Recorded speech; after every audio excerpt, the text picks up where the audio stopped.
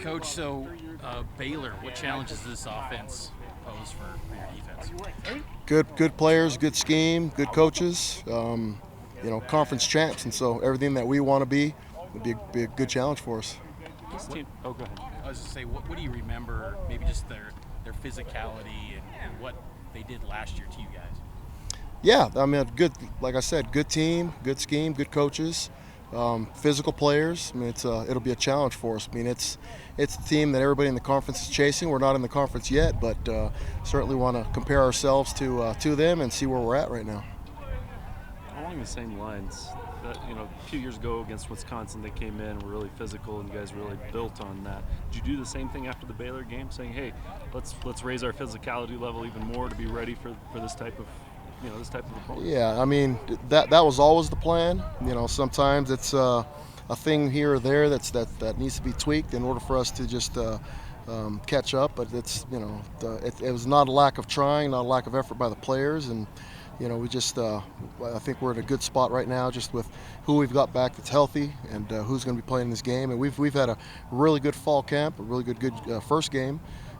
We've been facing a really good O-line this whole fall camp, and so I think it's we've been prepping this whole off season, prepping leading up to this game, and be a great challenge for our players. Looking at the physicality angle, do you feel like your defense has made strides in that area of the game, that they're much more physical on that side of the ball than maybe this time last year when you faced Baylor? Yeah, I think when you add a couple of players here and there that you're missing, then it certainly does. But one year better, one off season better, and it'd be the same thing for them. They're a team that's different. They're a team that's this year's team and not last year's team, and so I'm sure that they're trying to hold everybody off. Everyone's gunning for them because they won the conference, and so. We've got I think we've got a good team. We've got good players. We said that all along in the off season, leading up till now, and I think it'll be a great challenge for us. I mean, we know who they are, and we know what they've done, and we know who we want to be and what we're trying to chase. What changes with Baylor's offense now that Chapin's the quarterback instead of Bohannon, who you faced last week? They're both very capable. We faced him last year and they beat us, and we're facing a quarterback that obviously they've chosen and think that is a better fit for their offense, and so I think they're both going to be capable. They both bring different things to the table, and he's going to be a good player for us to have to face. What's maybe an update on Gabe Summers? I know he left the field early last week.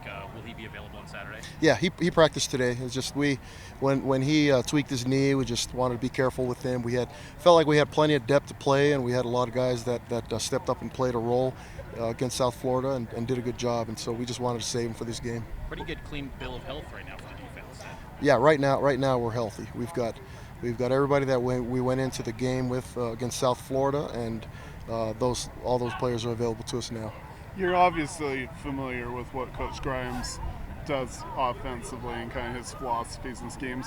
What challenges does it present kind of trying to defend against those schemes as you face Baylor this week?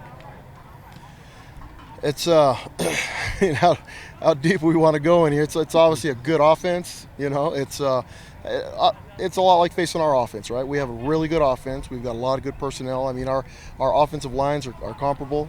Our tight ends are comparable. Our quarterback is as well. Receivers as well. And so we're facing a good offense, just like we have been all fall camp up to now.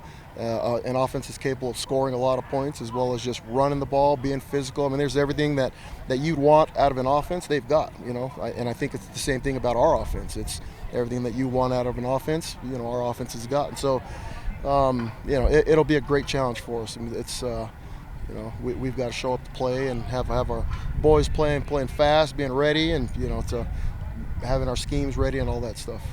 You have high expectations for a lot of these guys because you know what they're capable of. Did anybody go above and beyond in the South Florida game and really impress you with what they did on the field?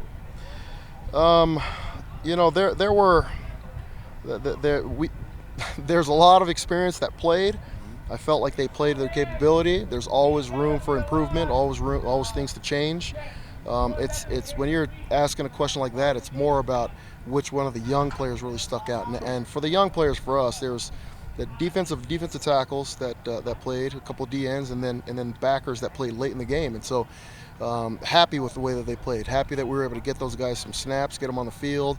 A couple of guys running down on kickoff, so it's yeah, for me, just from the position that I coach and just the physicality that was demanding from the front. I thought Josh Larson and Bruce Mitchell, Hunter Greer, as well as Josh Singh all played really well. Was happy with John Nelson, happy with Blake Mangelson, and all those guys are all still young, and so Logan Lutui came in and gave us some great snaps. Fisher Jackson played really well. I mean, Alden is a senior, but I mean, I was pleased with the front overall. And there's always things to fix and correct, but I was pleased with those young kids. You guys have preached for a long time. Take the next game. It's just about the next game. But when you get a chance to avenge a loss, like you do in this week, does that get taught? I mean, do the guys talk about that? Do you see that from the guys? Do they think about, hey, they got us last time, we want to get them this time? I think it's always going to be like that. As a coaching staff, we've got to focus on just the task at hand. And so it's, that's if you would have asked that question last week, we would have said it's all about South Florida, and it is. But I think that's human nature for you to always just kind of keep it in the back of your mind, and then when the opportunity comes, it comes to the forefront and you roll, And so, our players are ready, just like any others, and it'll be exciting for us going into the conference in the future, just to have that, just to basically battling back and forth every single year, and it's been different for us as coaches. We don't face the same coaches.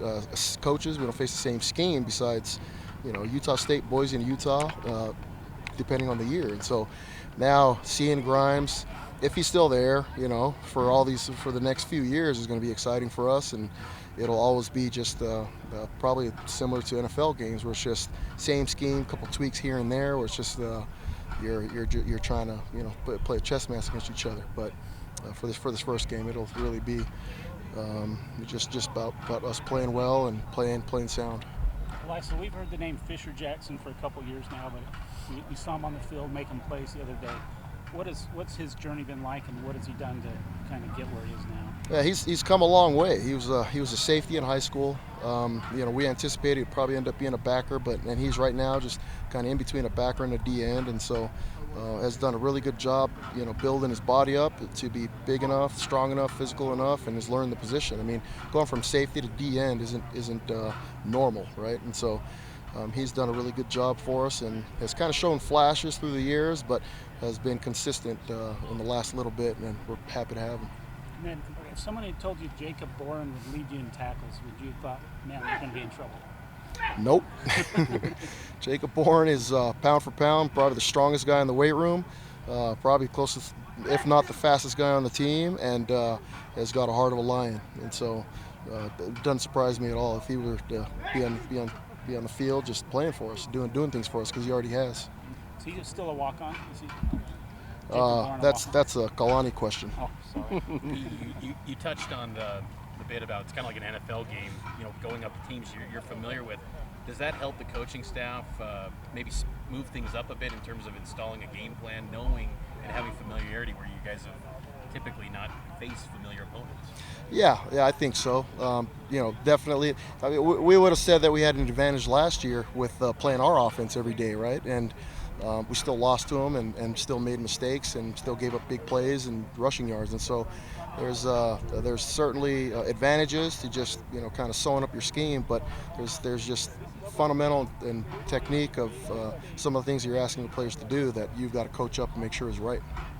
Kalani opened up to us a little bit yesterday about the sort of homecoming of Apu Ika, how you guys recruited him. He committed here at one point, I think, and just kind of watching him flourish from afar. What do you remember about recruiting him and just sort of the player that he was back in high school compared to maybe what he is now? I mean, he was committed to us first, right? And he committed to us at a young age, and just highly recruited kid that decided to take options elsewhere. And so it doesn't surprise us that he is where he is. I was actually surprised that he came back. I thought he played well enough to just give a shot in the league, but he's a good player. we're actually related, right? When you say related for Polynesians, it's like, oh yeah, you're all related, but we're actually related. So he's closely related to Reno. Reno and I are related, and so always been cheering for him. Always happy for him with his success. After the game last year, we met outside and talked and hung out, family, and so it is what it is. But we're happy for his success so far. And Coach. Hey, thanks. Thanks. All right.